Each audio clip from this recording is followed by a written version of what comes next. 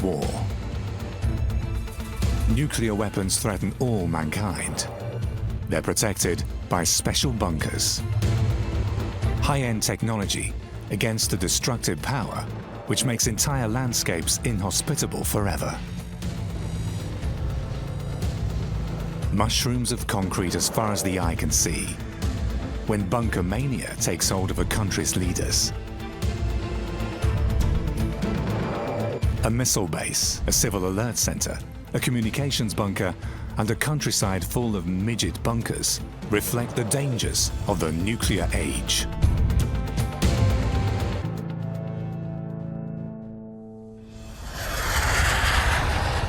Fear of nuclear strikes dominates the years of the Cold War.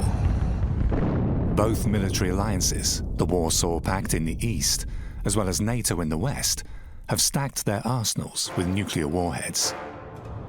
The Warsaw Pact comprises most of the states in the Eastern Bloc, among them the GDR, or East Germany. NATO is made up of most West European states, and the FRG, or the Federal Republic of Germany. The Soviet Union, by then the largest country in the world, has deployed the bulk of its missiles along its western borders. From there, they can reach the NATO states in Europe, from a top-secret base like this one in northern Lithuania. Strange cupolas of concrete in the sealed-off woods of Plokstine. They're part of an underground missile base in use until 1978. Next to the site, there are barracks for 300 soldiers and officers. The area is barely inhabited. Its residents haven't a clue of what's going on inside. Once I was picking berries along the fence. They came up in a jeep and told me, "This is a forbidden area, no picking of berries here." As I spoke a bit of Russian by then, I said, "What? I've been picking berries here all my life." But they just said, "Care to be taken along to our headquarters?" Above the bunker entrance, a reminder in red, "Wipe your feet." Behind it, a hidden world. One of many which proliferate in the remote woods of Lithuania during the 1960s. The shafts were dug within the better part of a year and reinforced with concrete. At the same time, military and civil technicians worked on the pit for the so-called technological block. There was a power plant, installations for steering and radio communications. The entire area was planned in such a way that it was possible to lead a normal life there. The command bunker and the 4 shafts for medium-range missiles are completed by December 1962. By then, the Americans have been installing their missiles in underground silos for some time. They're kept in a constant state of readiness for that one lethal launch.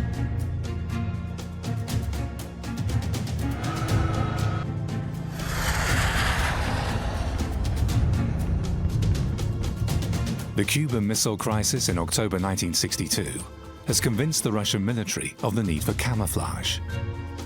Back then, US reconnaissance planes discovered Soviet nuclear missiles on the Caribbean island, right on the doorstep of the continental United States. It was extremely dangerous. The Soviet Union was incredibly nervous because there were American nuclear stations in Turkey, and of course all across Western Europe, so that it extended Soviet nuclear capability and threatened directly the United States. It doesn't mean to say that Nikita Khrushchev, the Soviet leader, was going to ever enact it, but it was saying, okay, you Americans, you've got missiles pointing at us from Turkey and from Western Europe. We've now got one pointing from Cuba. The SS-4 and SS-5 missiles have a range of 2,000 and 4,500 kilometers respectively. This would take them well into US territory. Mankind is on the brink of World War III. In the end, the Soviets back down and redeploy their rockets. It's been nuclear poker on a grand scale. From now on, MAD, or mutually assured destruction, becomes a household word. During the Cold War, both sides permanently updated their strategy.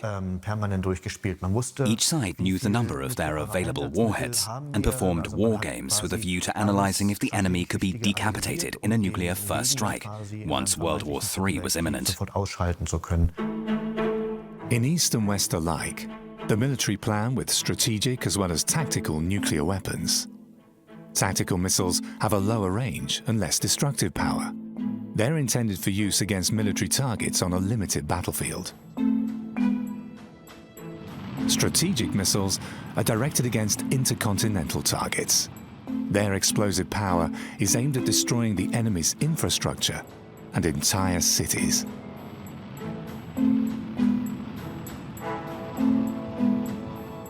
Statistics from the nuclear arsenals. In 1962, the United States have 27,300 warheads at their disposal, the Soviet Union a mere 3,300. In 1970, the number of US warheads is at 26,100, while that of the Soviet Union is at 11,650. In 1978, the Soviet Union is ahead by 900 warheads.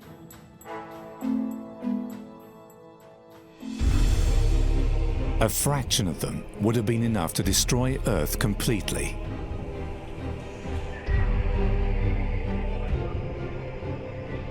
Both sides consider the option of war under nuclear conditions. In the East, nuclear policy is a matter of strictest secrecy. Outside the top level, hardly anyone knows about the real dangers. In the West, people time and again demonstrate against nuclear armament. Politicians are facing the protests of a new multi-layered peace movement. The dangers of nuclear deterrence are discussed openly. It's simply impossible to protect yourself against nuclear arms, at least not on a grand scale. You may create sheltered spaces for a certain number of people, i.e. the leading politicians and the military top brass, but never for the entire population. Any nuclear war would have decimated the population to a degree that both sides refrained from using nuclear weapons.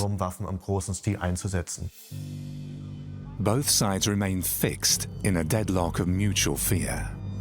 The transport of missiles to their base is always a top-secret affair. However, as in Lithuania, there are occasional witnesses. The most dangerous things we saw were the rocket transports, right after darkness had fallen. Those trucks were huge, and the missiles too, with their pointed ends, were immensely long. They were escorted by cross-country vehicles, 2 in the front and 1 behind, sometimes 2. They moved very, very slowly. You would have been faster on foot. The layout of a standard Soviet missile base. Each of the 4 missiles is lowered into its silo of concrete and readied for launch. Including the warhead, they measure about 22 meters. Their NATO codename, SS-4. They have a life expectancy of 10 to 15 years. Their range, about 2,000 kilometers, allows them to reach targets like Berlin, Brussels, Paris, or Milan. With any launch, the concrete silo would burn out due to the heat. An immense effort for just 1 shot. We're talking about millions of rubles. The site had to be constantly guarded. The security measures were extreme. Once there was a small fire in one of the shafts. All the top brass raced to the scene. Something had fallen onto the floor plate and started to burn. Everyone was pale with fear. In the end, they managed to extinguish the fire. The final procedure when installing an SS-4 is the mounting of the warhead. Working with nuclear material requires special security measures. Everyone is obliged to wear protective suits. The explosive power of a warhead like this is near to a megaton, 70 times the effect of Hiroshima.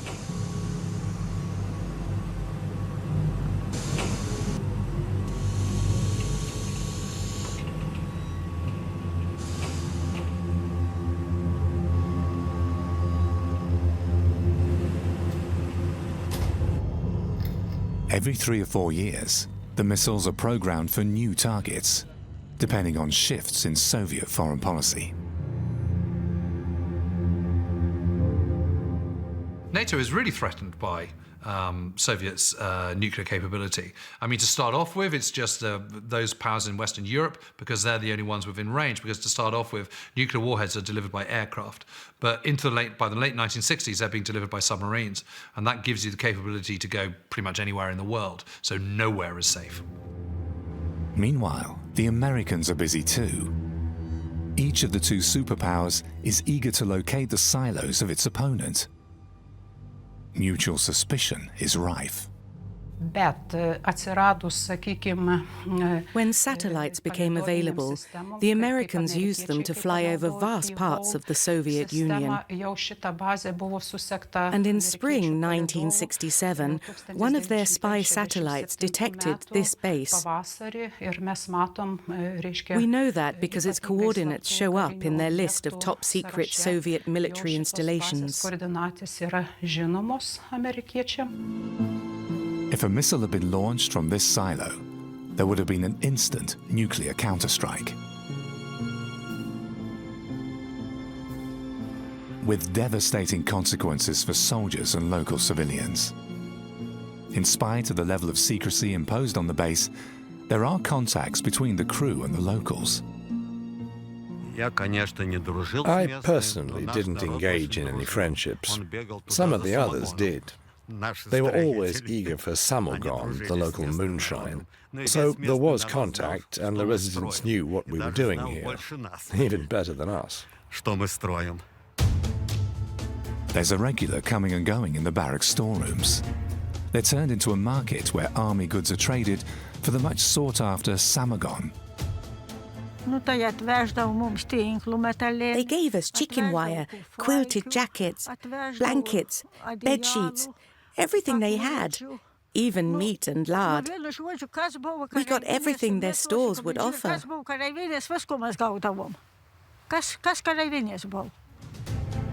The Plokstine bunker is a self-contained unit with its own ventilation system and filter installations.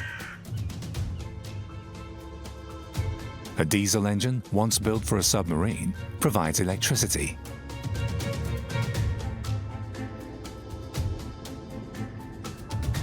Space for a tank with 85 tons of fuel for the rockets. About 30 officers and enlisted men were supposed to be able to survive underground for 15 days. The base never launches a missile in anger. In 1978, it's considered obsolete. 1 year later, the Soviet army leaves Plokstine.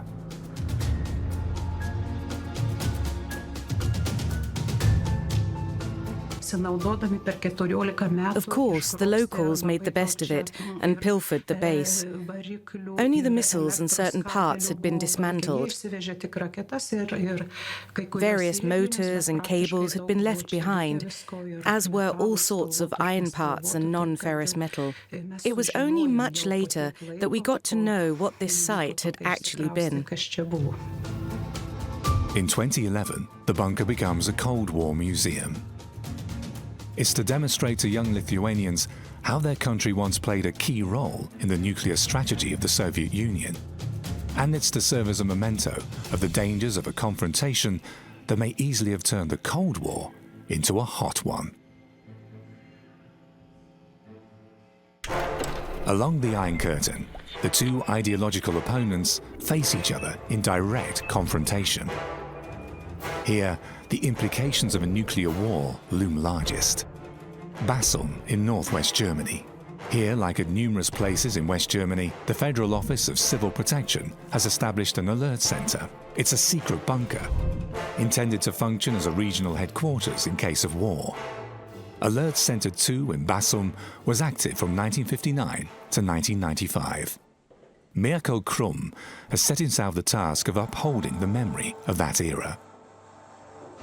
This is where civil employees would sit, ready around the clock, preparing for an emergency, be it nuclear, biological or chemical. I think it's really important to understand that this was a very, very real threat. You know, it was total Armageddon scenario, and it was something that was taken incredibly seriously by all sides, by the Soviet Union, by NATO, the Western forces, and of course by the United States as well.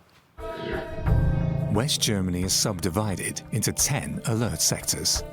They process incoming messages about relevant incidents or attacks.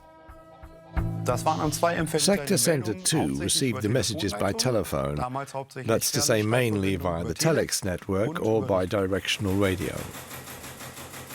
Telex, by then in widespread use, is a communication device which delivers content via punched paper tape, which is then translated into a readable text.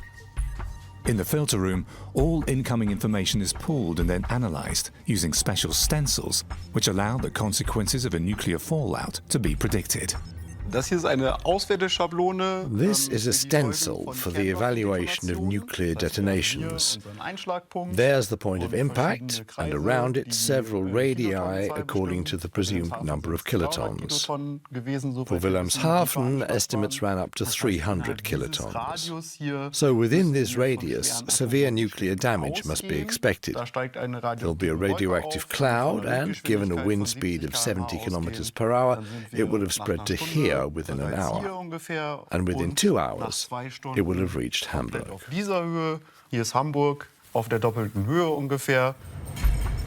The centre then sounds the alarm using sirens and issues warnings via the broadcast stations.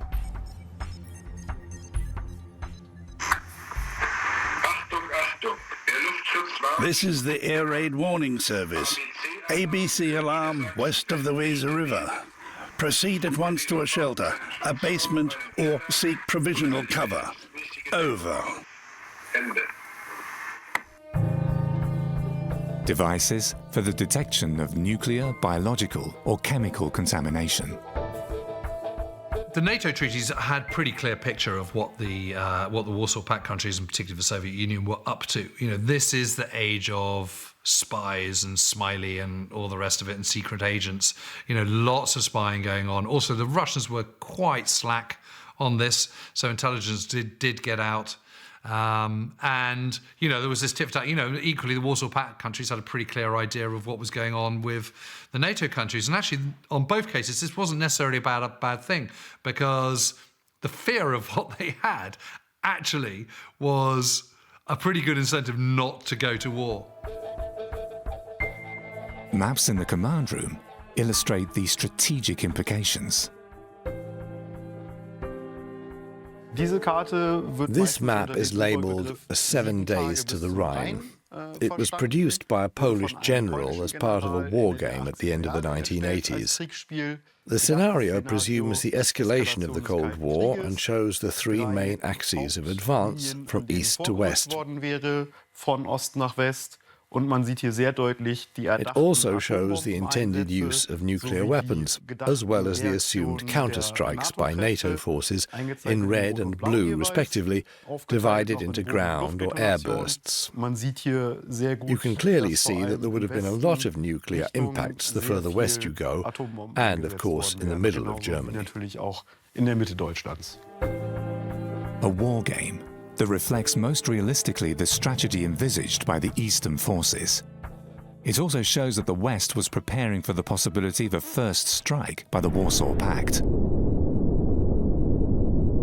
People in West Germany are in no doubt that their country may be turned into a nuclear wasteland.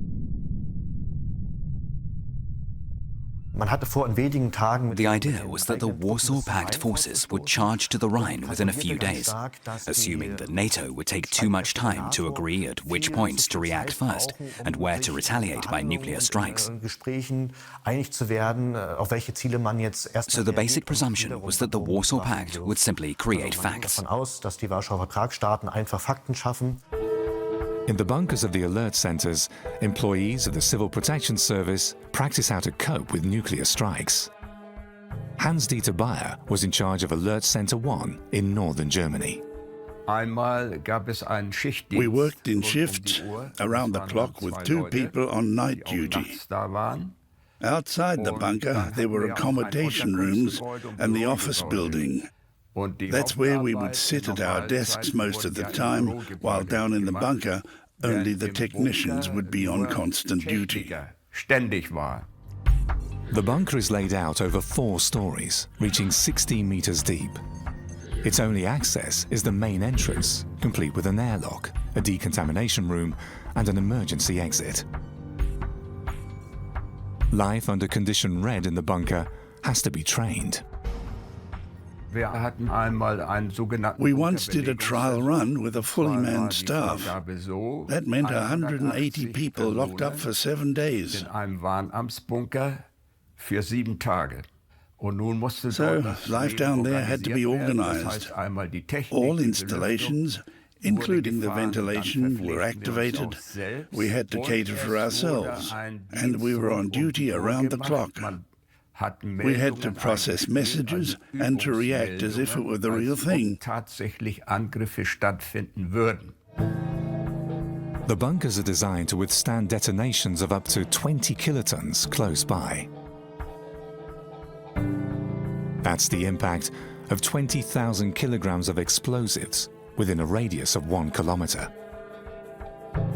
The bunker walls and the ceiling are 3 meters thick, made of a special concrete mixed with barite, a mineral with anti-radioactive features. The bunker as a whole weighs 46,000 tons, the equivalent of the Titanic, compressed into 30 by 30 meters underground. The bunker is laid out for a self-contained period of 30 days. It was assumed that there would be a political advance warning before any conflict broke out in full. That would allow the reserves to be activated and to bring the bunker up to its full war strength of 200 people. 200 people in a confined space for 30 days, while above, a nuclear war is raging. The prerequisites are an autonomous supply of electricity and water, clean air, and protection against heat and radioactivity, a massive technical challenge. This is the air intake installation where the incoming air is filtered and cooled. If it were for real, these would be radioactive particles. When the outside air passes through here, the coarseness of the granulation provides a very good cooling effect. With estimated outside temperatures of 1,000 degrees Celsius, the heat is supposed to be diminished by 950 degrees. Additional filters and cooling installations guarantee a room temperature of 23 degrees Celsius. An elaborate and expensive technology for a comparatively low number of people. Yet their work may save countless lives, especially in a limited nuclear emergency. In my view, that was the main reason for the existence of the Civil Protection Service. If there had been a single nuclear strike by mistake, so to speak, we could at least have achieved something. However, if both sides had fired off all they had, there had been nothing left. With nuclear annihilation all around, even the most sophisticated technology cannot keep entire countries from being devastated. The nuclear arms race, a recipe for disaster. It may guarantee deterrence, but no safety. Strausberg, near Berlin. A special bunker completed in 1984, 40 kilometers away from the East German capital. An inconspicuous functional building in the middle of a wood. Nothing here points to anything out of the ordinary. Next to an unobtrusive guardhouse, the entrance. Beyond it, there's another world. The basement is one huge bunker, 70 by 70 meters.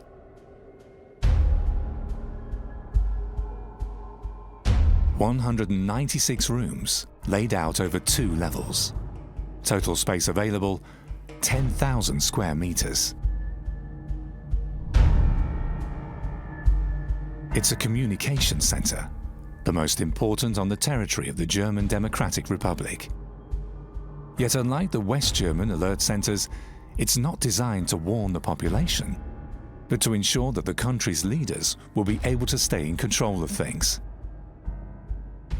The degree of protection of this bunker was especially high. This one was classed B, the second highest degree. A high degree of protection with secrecy to match. Those who work here are under the strictest obligation of confidentiality. Nothing filters to the outside. In the city of Strausberg, nobody knows what's going on in here. There are rumors, though. We were under oath not to talk to anyone outside, and of course we knew we'd better stick to it.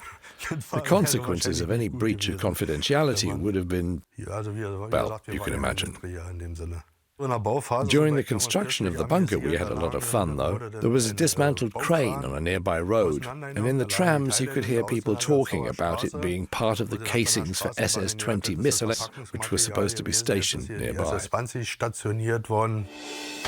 The Strausberg bunker is a civilian installation, yet it's of the utmost strategic importance. The East German Railroad has a communication network of its own. So have the cabinet, the mail, and the military. If that were not enough, there's another top-secret network. Strausberg is the hub, the nerve center where all these networks are linked. One of East Germany's most important communication networks was the so-called Special Network 1. In a way, it wasn't a network on its own, but a system through which civilian and military lines of communications could be used to link important political bodies with each other. A hotline between the military and the party top brass, all in preparation for the day of days, when NATO would strike with nuclear weapons. Special Network 1 would have been the means of giving the general alert via the usual telecommunication lines, in addition to army-run systems of spreading the alarm. After that, it probably would have gone offline due to the impact of enemy arms. The communications bunker is one of the largest and best protected installations in the country. At the entrance, an airlock. This is where officers and enlisted men would leave their contaminated equipment, uniforms, and protective suits. The technical installations, too, are protected by special features. Throughout the bunker, any relevant part has been put on bouncers, so that even the shockwave of a nuclear detonation could be absorbed. High-tech, protected by the simplest of means. The electric cabinets, too, are buffered by steel springs on the ceiling. A special filter system to purify the contaminated air coming in from outside. The clean air is then distributed to the various sections of the bunker via large ducts. And there are additional reserves.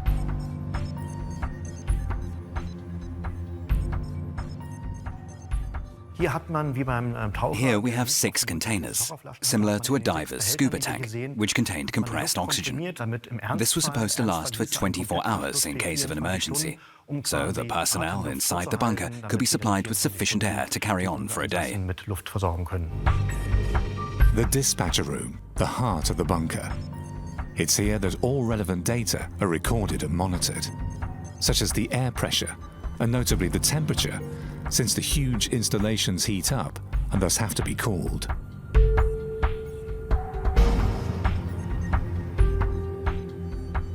From here, all doors can be locked, and the air filter system too will be run by remote control. We worked round the clock in 3 shifts. So we were on constant duty, 365 days a year, 24 hours a day. Outside regular hours, we did maintenance work, and when we were down here during the weekends, special care was taken to rehearse the proper handling of the technical installations and all the procedures that went with them. Outside, there's only a small mound. On top of it, an inconspicuous roof construction, intended to lure enemy reconnaissance into thinking that this was just a meeting place for the foresters. Below, however, there's a giant block of concrete. Only the vent pipes give away the presence of an underground building.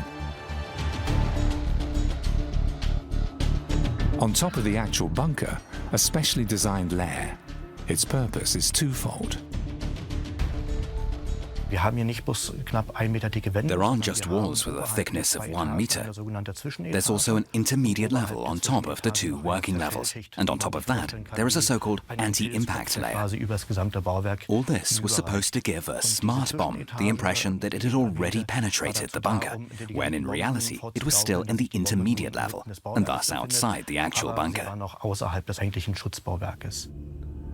However, despite all the technological ingenuity, the protective measures will merely have a short-term effect. The lasting consequences of a nuclear strike are ignored, as they can't be managed anyway.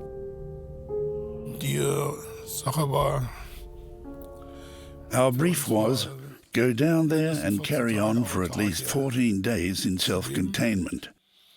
Apart from that, it was shut the doors and do your duty as best as possible. That was all the information we were given. Anything else was quite deliberately kept from us.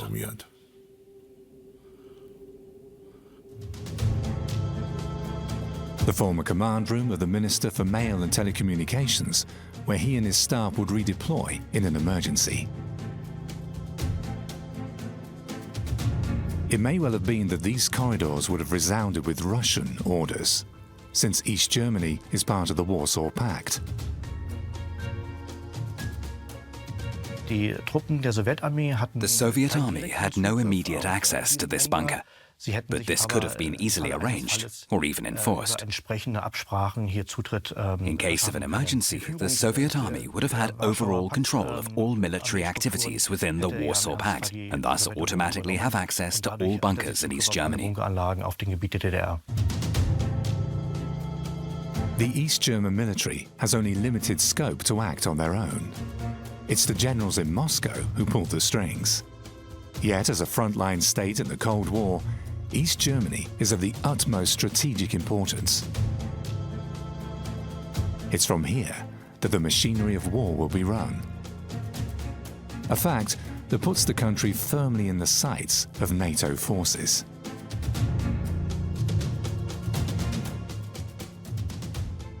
East Germany and West Germany would have been absolutely central to any Third World War. Whoever's launching it will be launched from one country or the other. You know, if it's from the Warsaw Pact, it would be launched from East Germany. If it's from NATO, it would be launched from West Germany. And there is, you know, both countries have an incredibly large build-up of forces, you know, which is why you've got all these bunkers there to command and control the battle safely and securely from their kind of nuclear bunkers, and to keep the whole thing, the whole show on the road, really.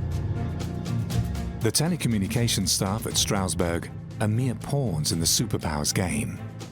Tiny cogs in the gearbox of mutual destruction. Extensive bunker building proves a severe strain on the East German economy. Yet it's a political must, even if the civilian sector is lacking resources wherever you look. Until the demise of East Germany, almost 100 bunkers are built. For the army, various ministries, and the State Security Service. In the 1960s, the National Defense Council decided on a first program of near to 50 bunkers to ensure the military defense of the country. A second program then increased this number to 100, including Soviet installations on East German territory. The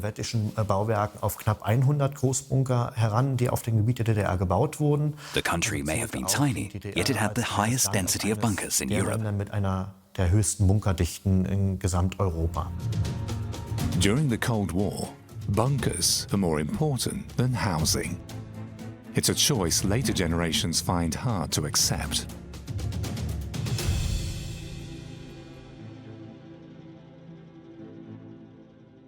Ich würde mir wirklich wünschen, dass I really wish that people got access to this site, notably to the bunker, so that they can see for themselves the madness that has been going on. If there had been a nuclear war, all this would have been completely useless. What good is it if I leave the bunker after 2 weeks and there's nothing left outside?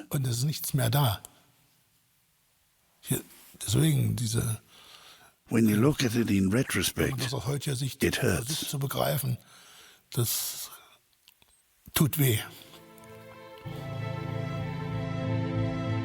Pensive words by an officer who served 8 years of his service life in this bunker. In Strausberg, they've opted for a positive approach. The bunker is not only to serve as a museum with a view to conveying the history behind it, but also as a place for exhibitions and cultural events. A bunker for the future. A country in southeastern Europe holds a special place in the history of bunkers.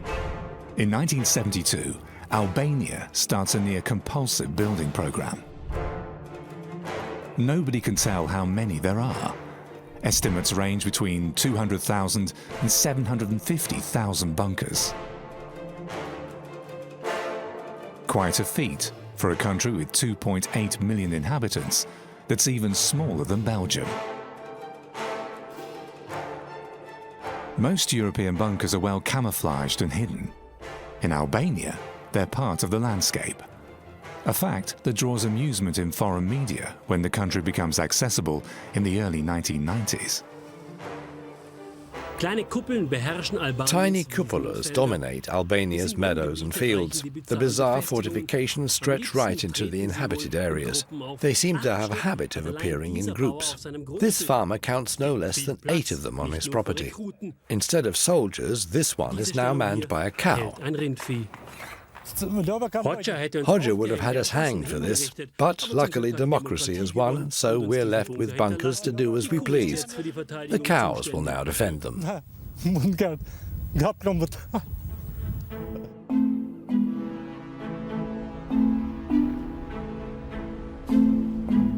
The drama of the tiny Balkan state begins in 1939, when the Kingdom of Albania is occupied by fascist Italy. 4 years later, the Germans take over. The country's partisans are led by the cadres of the Communist Party. One of them is 35-year-old Enver Hoxha. He will rule the country as a dictator for more than 4 decades. Hoxha is a somewhat mysterious figure. He studies law in France and Belgium, leaves without a diploma, teaches French in Albania, then opens a tobacco store in Tirana, the country's capital. During the Italian occupation, he suddenly emerges in the upper ranks of the Communist Party. In 1943, he becomes its chairman and the country's prime minister 1 year later.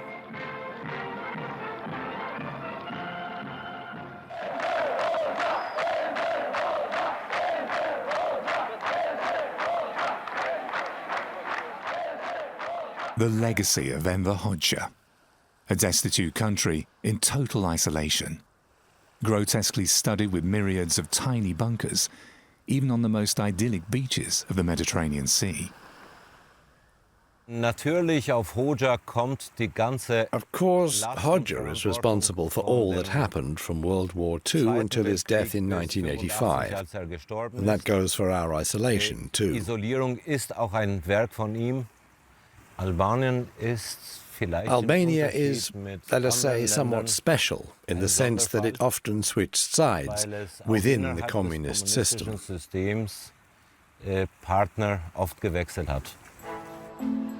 In 1959, Soviet leader Nikita Khrushchev pays Albania a visit. Moscow is the new big brother, since the Albanians turned their back on communist Yugoslavia at the end of the 1940s. Yet when the USSR invades Czechoslovakia in 1968, Tirana breaks ties with Russia too. Then Albania turned to China as a partner, only to break with the regime there. And then there was the question, where now? Enver Hoxha has turned his back on everyone. Communist Albania feels threatened by the West, as well as by its former Eastern allies, and even faraway China. Albania is a bit of a basket case, to be perfectly honest. I mean, it's in this own little bubble. It shuts itself from the outside world. They actually call themselves the Labour Party of Albania rather than the Communist Party, but actually they're more communist than the communists. It is totally shuts itself off from the rest of the world, shuts itself off from the Warsaw Pact by the 1970s. And, it's just in its own little bubble of unreality.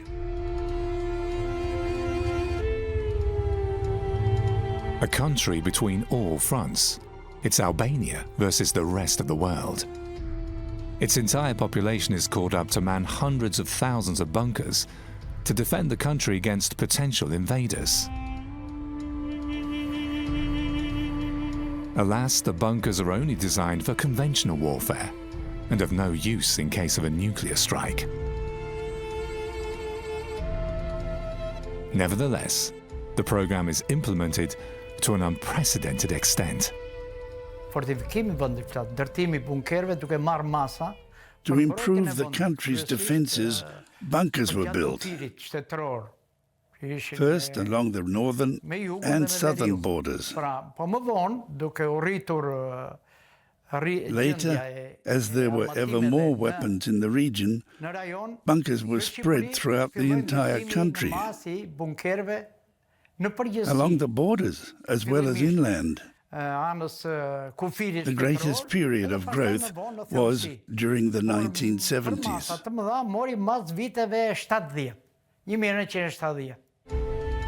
Back then, notably the coastline is fortified.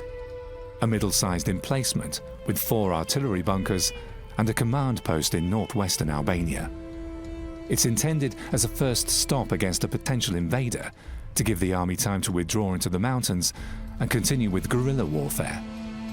It is important for the Albanian people to feel that they are being defended. And when they're being shut out from the rest of the world, to have lots of bunkers tells the rest of the Albanian people who know nothing about the outside world, or very little, it tells them that they are being defended, that the government is putting up a defensive system, that they are safe. So it is a process of reinforcing the regime's own authority rather than any realistic attempt to block out any enemy attack.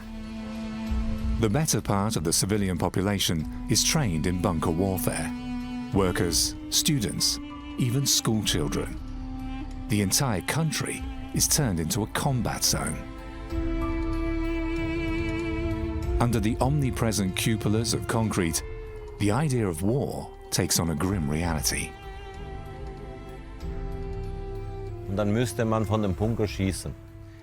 You'd have to shoot from inside the bunker, and then you'd be bombarded from all sides. That's something quite different from the mere idea of defending your country. Once inside, you realize the ugliness of the whole thing. On the fringes of Tirana, a strange entrance into a tunnel. Once the area was thoroughly sealed off as a restricted military zone, completely unknown to the capital's inhabitants. The tunnel opens onto a park, a playground for children, where no child was ever intended to play. It's all camouflage. The playground leads to the entrance of Albania's main bunker. This one is nuclear-proof, since it was to act as shelter for the country's military and political elite. 106 rooms, 200,000 square meters of available space. Right behind the entrance, the obligatory lock for decontamination. In case of a nuclear or chemical attack, everyone would have had to be cleansed here before entering the bunker. Its other parts are hermetically sealed off. This bunker is unique. There are others, but none of this size. There were smaller ones as shelters for mid-level functionaries and for the population. Today, the bunker is a museum. One of its rooms strikingly illustrates that Albania's military even experimented with chemical weapons, then, as now, banned internationally. Images of simulated chemical warfare speak of the naive faith in protective gear.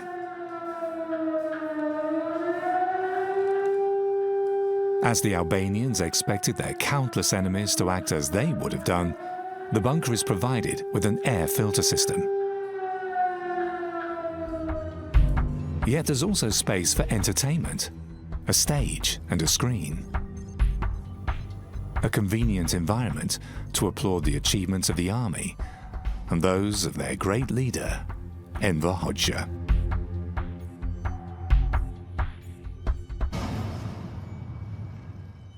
This bunker was for general staff of the army, of course. The furniture, the equipments inside were the best of that time. So, of course, we can consider it luxurious, but of that period of time.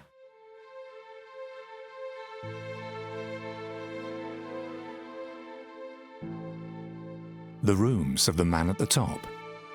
He would go on to decide his country's fate from here. Comfort and luxury as far as the limited resources allowed.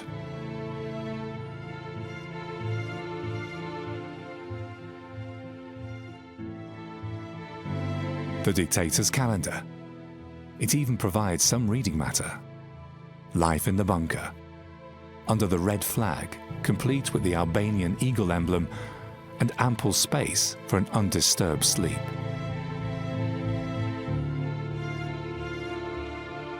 When Enver Hoxha dies in 1985, there is mourning, real as well as commandeered. The dictator may be gone, but his legacy, the bunkers, remain. Albania's older generation visits the museum only rarely. They prefer to leave the past behind. So it's mainly directed at the young among the capital's population. Skanderbeg Square in Tirana. Today it's overlooked by Albania's national hero of the 15th century, George Kastrioti, called Skanderbeg, whose statue has replaced that of Joseph Stalin. The numerous monuments dedicated to Enver Hoxha have disappeared too. Only the mural on the National Museum of History is a reminder of the socialist era. Close by, the former bunker of the Ministry of the Interior. As it was to shelter the elite, it was designed to be nuclear-proof. Today it houses the museum Bunkart 2. The dome above the entrance is dedicated to the victims of the communist dictatorship. Intellectuals, artists, opponents to the regime. However, to some, personal matters seem more important than their country's past.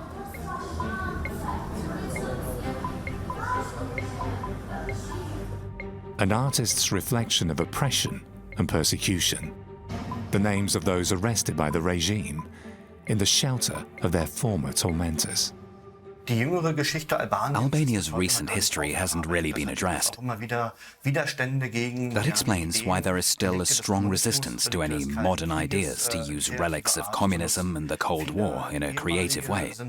Many of the old functionaries are still alive and are well aware of their role back then.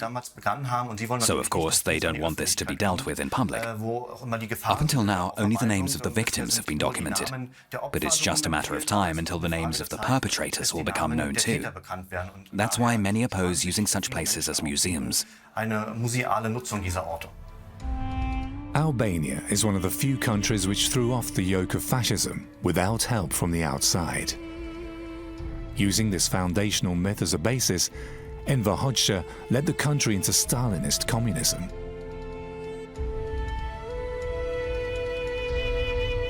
After his death, Albanians opted for a modern future. Alas, their country is still one of the poorest in Europe. It's become a parliamentary republic, yet many want to ignore the shadows of the past. However, concrete witnesses are omnipresent.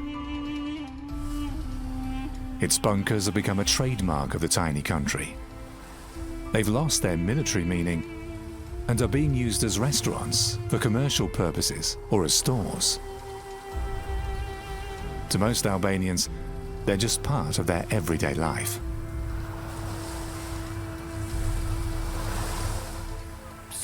These bunkers were never used for their proper function. They exemplify the aesthetics of ugliness, which attracts foreigners. Yet they also provoke us into facing our history, those final years of communism, by just being there as real and tangible relics. Albania's bunkers have lost their threatening appearance and have become a bizarre adventure playground for grown-ups.